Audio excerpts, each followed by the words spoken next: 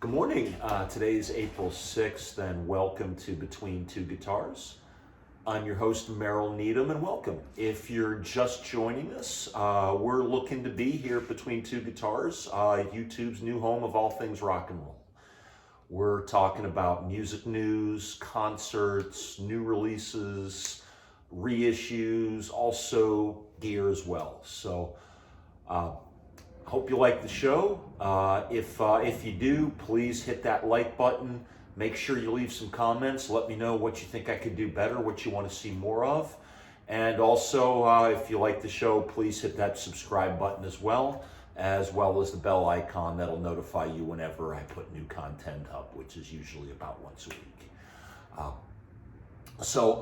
Without further ado, let's get started. Like last week, I do have some bad news. Not quite as bad as the week before. It turns out that when it comes to the Young Guns tour, Mammoth, WVH, and Dirty Honey, which was scheduled for tonight here in Charlotte, North Carolina at the Fillmore, unfortunately, the band Mammoth WVH has had to pull out of the show. There were several members of the crew and band that unfortunately tested positive to COVID. Thankfully, because of the way they do these bubbles now, nobody in Dirty Honey was affected. So the show must go on, and the show will go on tonight instead of a co-headlining tour with Mammoth, WVH, and Dirty Honey. Dirty Honey is now headlining the show and basically playing a longer set. I'm not sure if there's a opening act. I'll throw something out on my Facebook page or on the channel as a comment once I do know. But this is going to be a real test for Dirty Honey, and I think it's one that they're up to. This will be the third time that I've seen them. The first time was back in 2019. They were first support for Red Sun Rising and Goodbye June, who again was then in their somewhat infancy. They were still touring their first album, Magic Valley. Dirty Honey kind of impressed me for a new band. They just had an EP at that point. And then shortly after that show was when Eddie Trunk started really singing the band's praises, especially their lead guitarist, John Nato. I got to see them a second time in September, opening for the Black Crowes. And one thing that I've mentioned it before on this channel, is that Dirty Honey was actually able, with one EP and one full-length album, were able to hold the Black Crowes crowd, and a Black Crowes crowd that hadn't seen the Black Crowes played in quite a while. So the fact that they were able to do that, and a lot of the reason for that is guitarist John Nato, but then also let's give them a plug, because I actually named their debut album the one of the 11 best of 2021, and it's great that they're still touring it. The band, led by Mark LaBelle on vocals. The guy looks and sounds kind of like a cross between a young Jack Russell from Great White and naturally Steven Tyler. This band owes I guess you could say, a pretty heavily influenced Aerosmith. But also you're hearing Guns N' Roses, you're hearing a lot of the 80s stuff that comes out of LA in this, but they're still a modern band. And I mean, the real tight rhythm section, Corey Coverstone on drums and Justin Smolian on bass.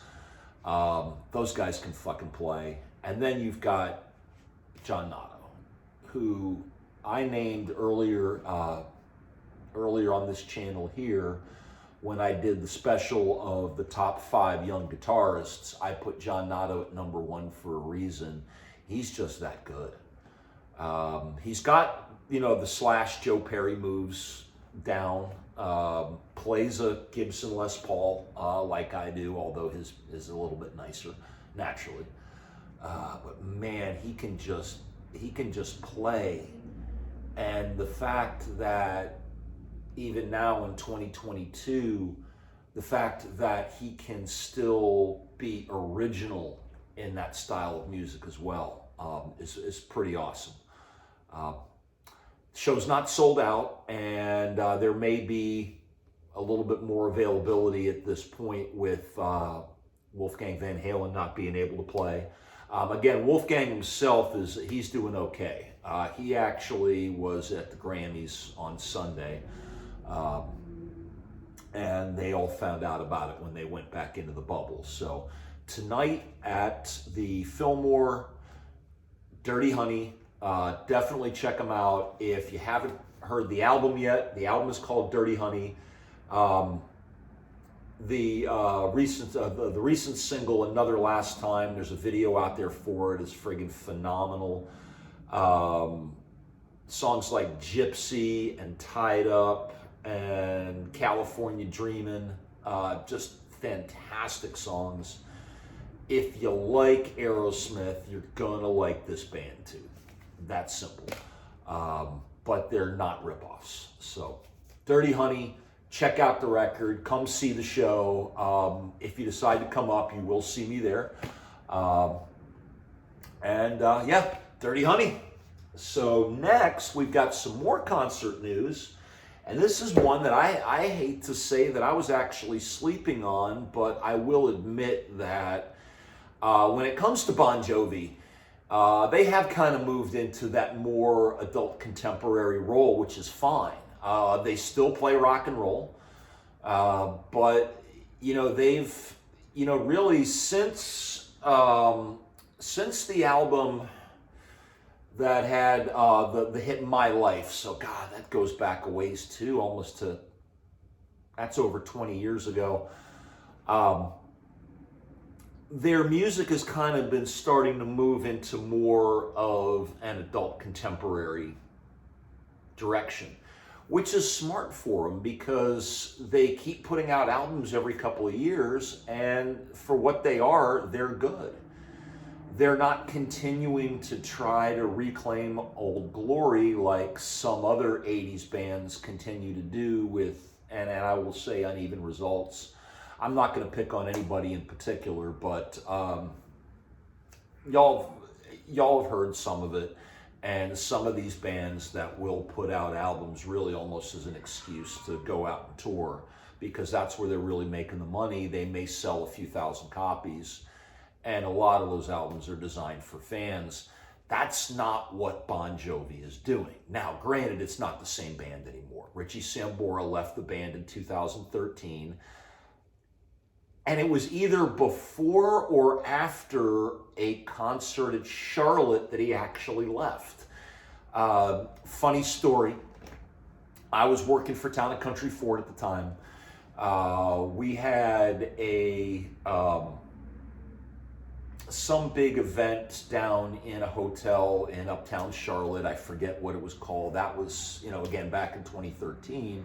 Well, at the time, Jason Sehorn worked for Sonic Automotive, and he was kind of there with us, engaging with us and doing things.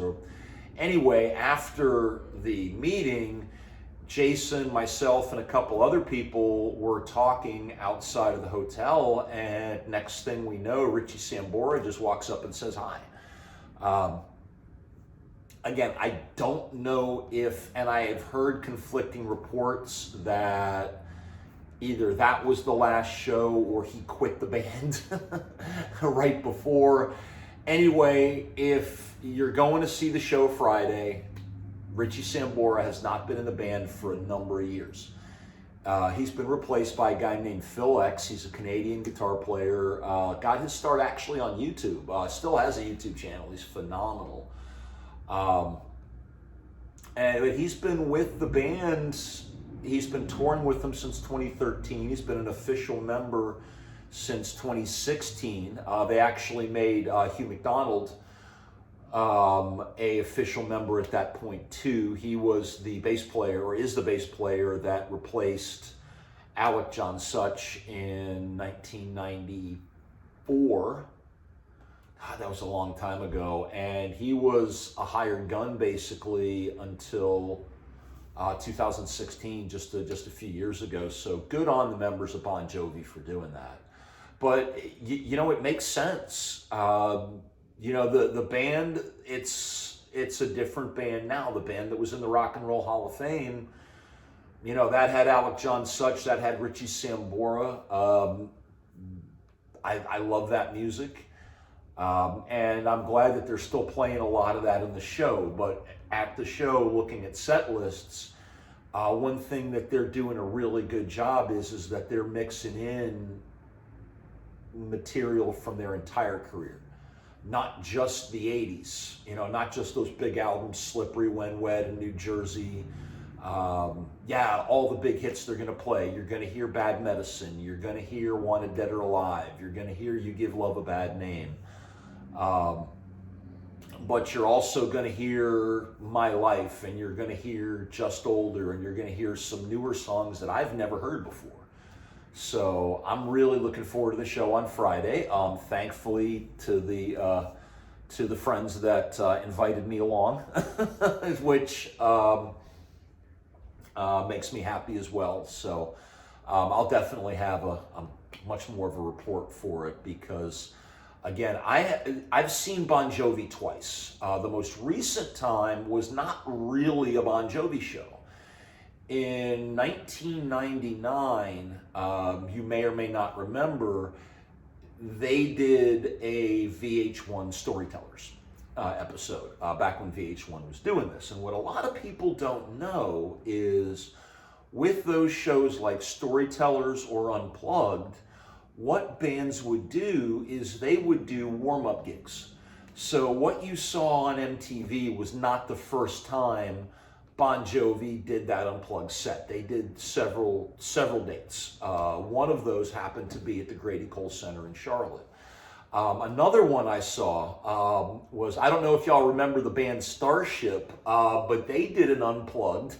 They were giving everybody Unplugged at one point, and they did one of their warm-ups at the friggin' Red Creek in Rochester. So any of my RIT friends will remember that one. The Red Creek was or may still be a sports bar that was right off of RIT campus, and it's where a lot of us used to hang out and enjoy a cold one or two back in the early 90s. And then I actually played beach volleyball out of there one season, had a great time. And yes, actually the band Starship played a show there, and it was a warm-up for their VH1 Unplugged. So that was the most recent time I've seen Bon Jovi. The only other time I saw him was on the Slippery When Wet tour, and I didn't pay for tickets for that either, because I won them off of Q107. I was actually invited for a second one, so yeah, this will be my third time seeing Bon Jovi, and I don't think I've paid for him any time. That's cool.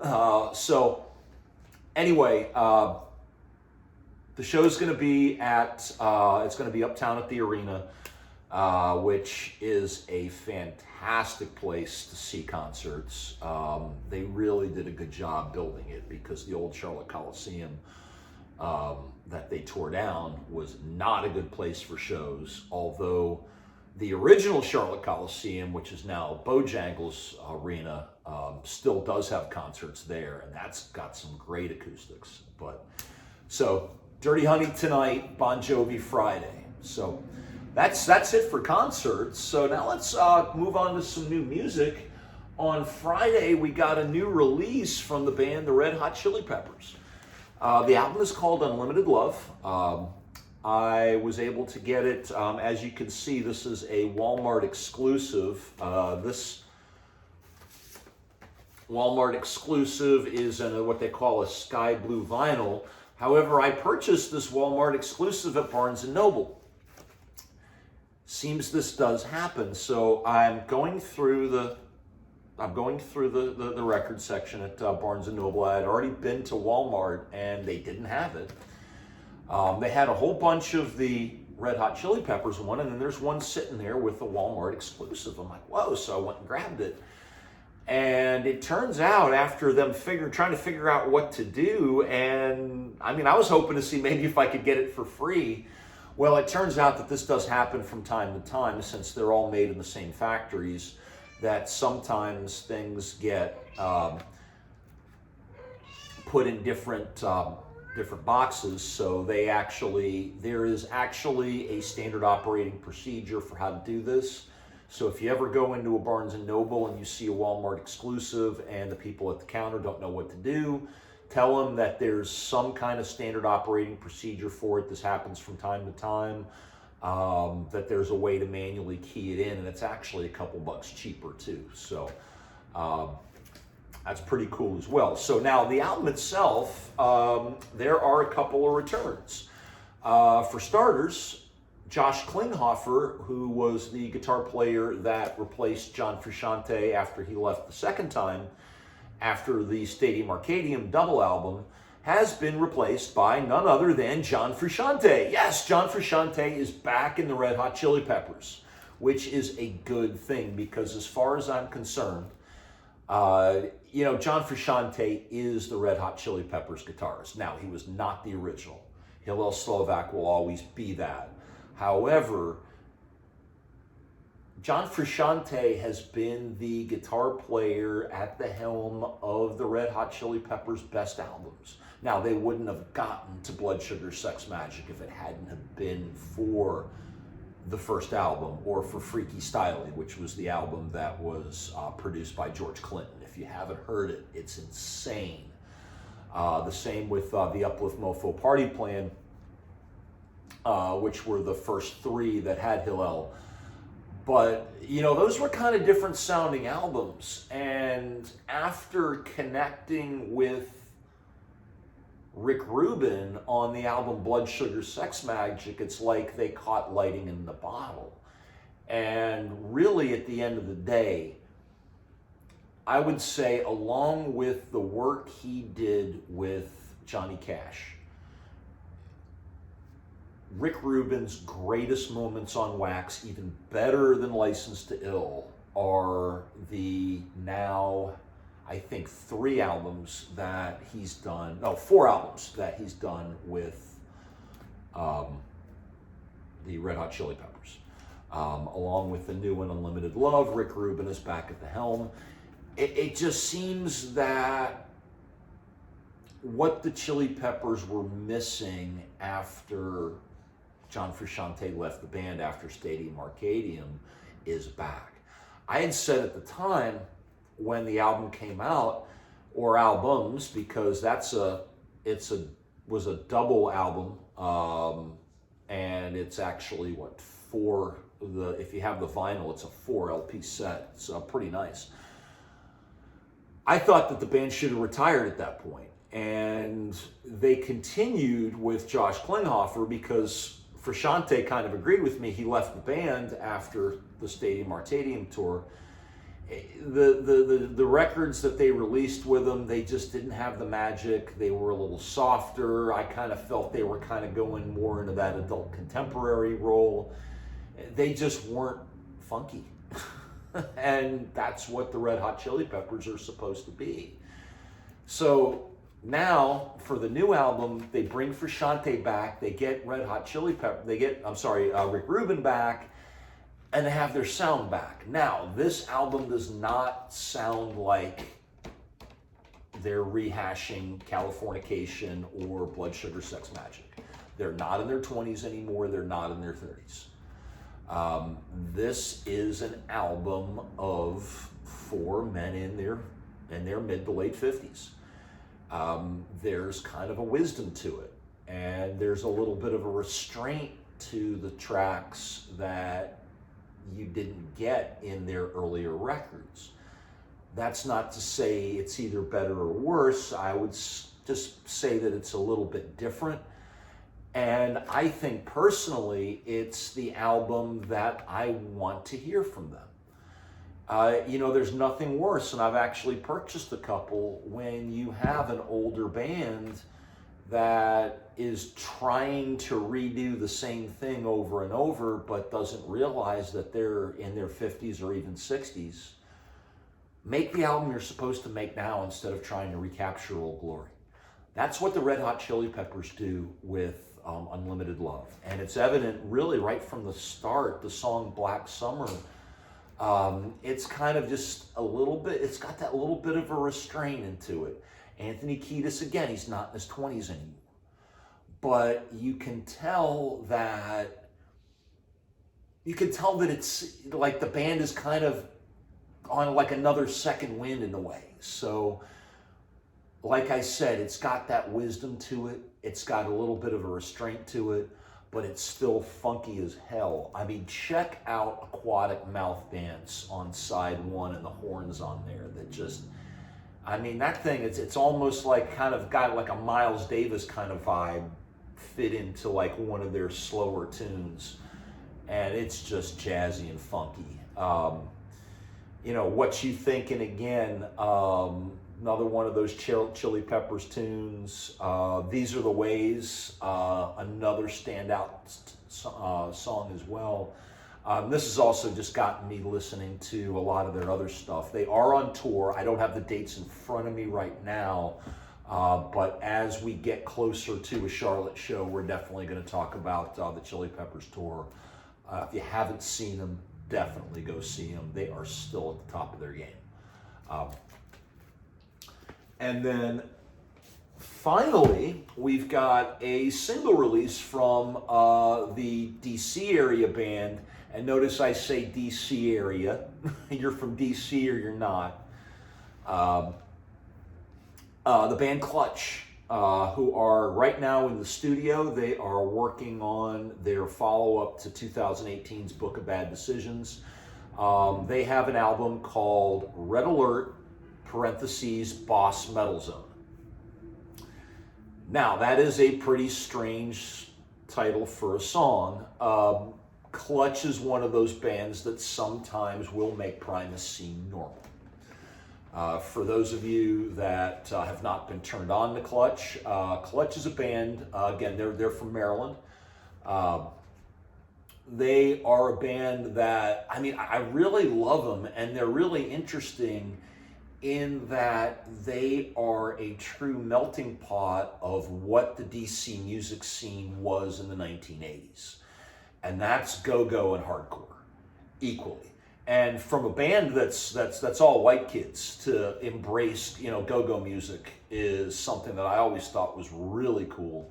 You can hear it throughout their music, throughout their songs, if you understand the form. And if you've ever had a chance to see Clutch, they will sometimes use some go-go tunes as walk-up music. At the Download Festival in Donington back in 2019 when they played, they were playing Lock It on the way up. I mean, I'm sitting here, being from DC, I understand, I mean, Rare Essence, they're not a band that I will normally talk about here on this channel naturally, but to actually hear a rock band that incorporates that music into it, because when you think about it, go-go music really kind of in a lot of ways came out of Parliament Funkadelic and those crazy ass live shows, and those were as much rock and roll as anything else. So with Clutch isn't just go-go, they naturally have a lot of elements of DC hardcore, which was another major form. That scene actually brought us Dave Grohl out of the bands like Scream. Also bands like Minor Threat and Fugazi, that we all listened to back in the 80s, and so did the guys in Clutch. Now, the song itself is kind of you can take it as political. I think Neil Fallon's kind of taking the piss out of the whole thing. There's this conspiracy theory out there that the COVID-19 virus has a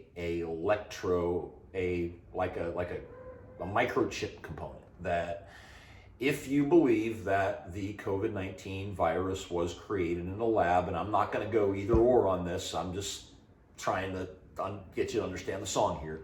So there are people that believe that the people that created this virus put 5G microchips into this virus. So all of us that caught it have this 5G microchip in us that can be weirdly affected, and they showed these schematics. But it turned out that what they were showing were the schematics of the Boss Metal Zone guitar effects pedal. Now, what is a Boss Metal Zone guitar effects pedal? For those people that play guitar, especially electric guitar, and want to get a lot of those really cool heavy rock and metal sounds, one of the things you want is something called overdrive. And one way you can get that is something called a pedal. Now, I don't have this specific pedal. What I do have is what's called a Boss ME80, which is a multi-effects pedal. This thing, guys, is amazing as far as multi-effects rigs go.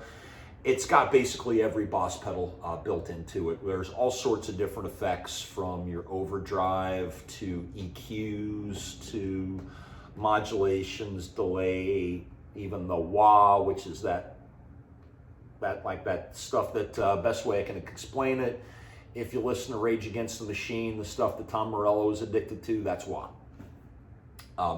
Boss Metal Zone is an individual pedal from this company. So I have that stuff in this thing. This is just a different version of it. So it turns out that no, there is no 5G conspiracy. Somebody was playing a joke, although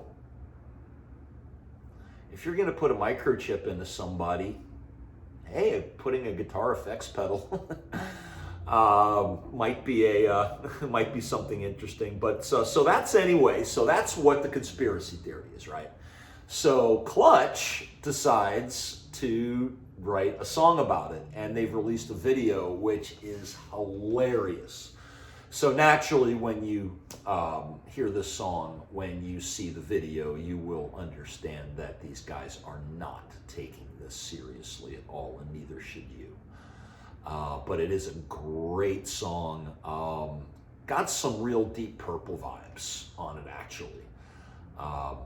Some of their more heavy stuff in like the Deep Purple Mark II era, back when Ian Gillan was in the band originally. But still funky as all get out. So that's the name of the song, Red Alert, Boss Metal Zone. And that's my show. Hope you enjoyed it. And again, if you did, please hit the like button, please hit the subscribe button, and please tune in again next week. Tell your friends and neighbors, and as always, rock and roll ain't dead. Gene, no.